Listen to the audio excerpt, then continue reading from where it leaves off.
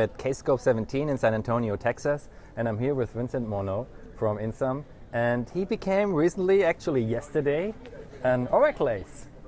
Congratulations! Thank you very much. Thank you very much. So, how did you do this? So people are probably asking, how do you become an ace? What do you have to do to become an ace? And what does it mean, basically?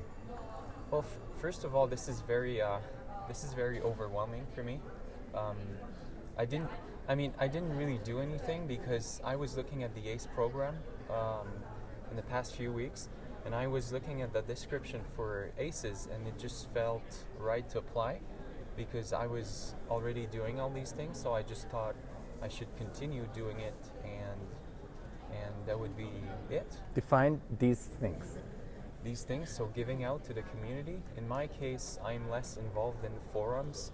I'm more of a code guy, so I share code a lot, my GitHub repository, and I just do it out of passion, right? So I just code these things and share it to the community, and it's getting traction, and I think people are liking it, and that is why I got the ACE title, I guess. And why do you do these things? Well, as I said, it's just out of passion. I love coding. I love programming. I love Apex. I love web development. I love putting all these things together, and it just it's fun for me. I mean that's probably a geeky thing to say, but I do this on Sunday mornings. That's what I like to do. That's so basically, can you say it's worth it to share your knowledge, and because you do a lot of open source things and share what you learned, that you give you give this away, right? You could also gather all your knowledge and keep it for yourself. So one big thing is also to become an ace is to share with the community, right? Oh, sure. I mean, sharing is the key here. So it doesn't make sense to do all this and to accumulate knowledge and not share it. It just doesn't make sense to me. So you gotta put it out there, have a blog, and share your code and your knowledge and give back. That's natural. And give back means you receive a lot from the community before, right? So this is a give and take. Oh, I did, and people like you or Martin D'Souza and people that I work with every day now, Jorge, they've given before, and I took the knowledge from them, and now I can give back.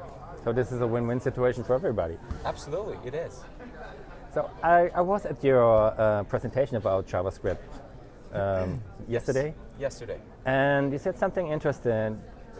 You talked about this new JavaScript version, ECMA 6 or something. I don't know if I say this right. Yes. Okay. And you told me I was on the elevator somewhere. I said you think it's really important that we have to look in the future and we have already prepare what's coming next. Not to stay in your old coding habits and say, okay, I did jQuery now forever. And you show very nice examples that sometimes jQuery is not the best approach. Even the native API is much better, faster than using jQuery, and then there are other frameworks coming up. So if you look at the trends, if you look at the speakers here at Kscope, you're going to notice that all the younger guys are mostly going to talk about topics like JavaScript. Kai Donato is doing it, a lot, Tom Petrus, some other guys are all in on JavaScript, and I'm all in as well, because I think that's a technology that evolves so fast, and it's not stopping. So it needs to continue, and we need to get on it. The Oracle community as a whole needs to get on the JavaScript train. So you have been a guest on the Apex podcast we recorded on Sunday, which will be available on apex.press soon, hopefully. And you stated probably you were the youngest guy here on Sunday, and And Yes. you said something interesting in that you're a smart guy, right? And you're not so far away from college, and you could basically have chosen every technology because you can master everything. Why did you choose to use Apex? I see incredible value in Apex, and you're right. I was in college not so long ago. I'm 28 now, and I was still in school 2 years ago. I was working with all these people that were doing Android apps or .NET or other technologies, and I mean they were students. They weren't the best professional out there, but the things they were doing, it took them weeks, whereas I could do the same in a matter of hours with Apex. And whenever I was able to demonstrate that to them, it was really eye-opening for them. So I know from that time that I was working on the right technology. And great, and you had a good example that you showed a colleague what he did for weeks. You did during a lesson. Yes. And showed here is the solution, right? You're working for weeks Yeah, now. he couldn't believe it. He was working on this application to do asset management, just storing, just having a table, doing inserts and deletes. I just showed him Apex and did it in 15 minutes. It was crazy. He couldn't believe it. How did you get in contact with Apex in the college? So it's not pretty famous there, I would say. So actually, Apex was there was a class dedicated to Apex Oh, really? when I was in college. Mm-hmm. So I was introduced to Apex there, and then Insum was offering internships. So I just applied, and here I am, 8 years later.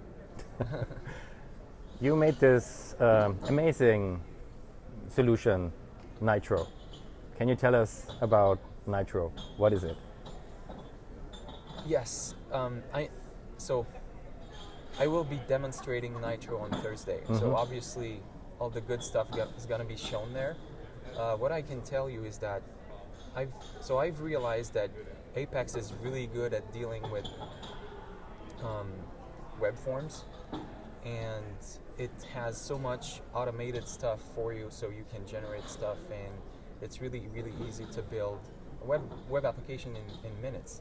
But whenever you have to do a little custom code for JavaScript or CSS, it's a little more complicated, and there's less Sure. guidance as well. Yeah. So Nitro helps by putting guidelines, and it automates a lot of the process, which deals with migrating the files from your computer to Apex and automating how the code is being injected on the page. It's pretty cool, and you'll see it on Thursday. So this is something for every Apex developer, basically? Absolutely every Apex developer. And so the product was called Apex Front-End Boost before, Mm-hmm. and we had to rebrand because I was getting all this feedback that Front-End Boost was too much technical. Yes. And Like HTML-DB? Exactly like HTML-DB, and people thought they didn't need it, so we rebranded the product, enhanced it, and I really want to emphasize on the fact that every Apex developer needs that. No, I'm looking forward to Thursday to see the new version of it. Thanks, Vincent. Thanks Thanks for to the you. interview. Thanks to you.